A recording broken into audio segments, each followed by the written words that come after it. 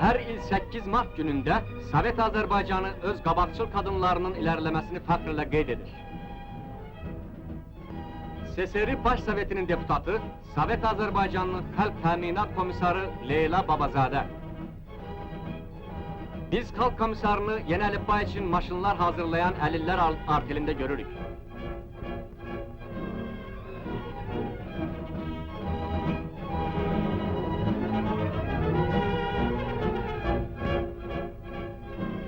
Bakı Şəhər Sovetinin deputatı Klavdiya Kuznetsova, Artyomneft'in dəniz mədənində buruq ustası adını qazanmış birinci kadındır.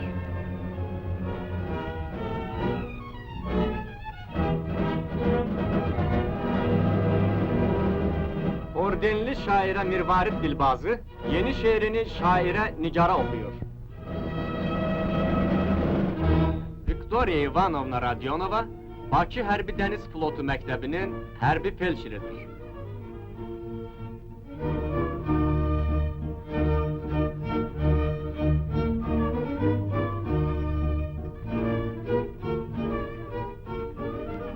Azərbaycan Dövlət Proyekt İdarəsi injineri, Bakı Şəhəri Rayon Soveti deputatı, komsomolçu Validə Yusifova yeni proyekt üzərində çalışır.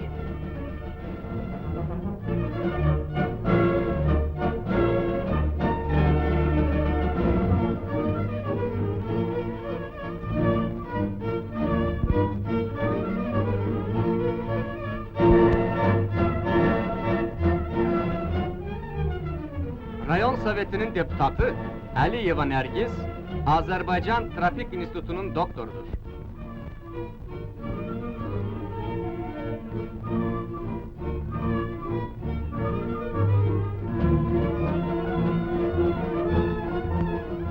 Ümumİttifak Kənd Təsərrüfatı sərgisinin qızıl medalı ilə təltif edilmiş adlı sanlı istəxanovçuları, pambuk ustaları Zinət Səlimova və Ağca Əliyevanı ölkəmiz yaxşı tanıyır. Onlar kolxozun şərəf nişanı ordeni ilə təltif edilməsini sevinclə qarşıladılar.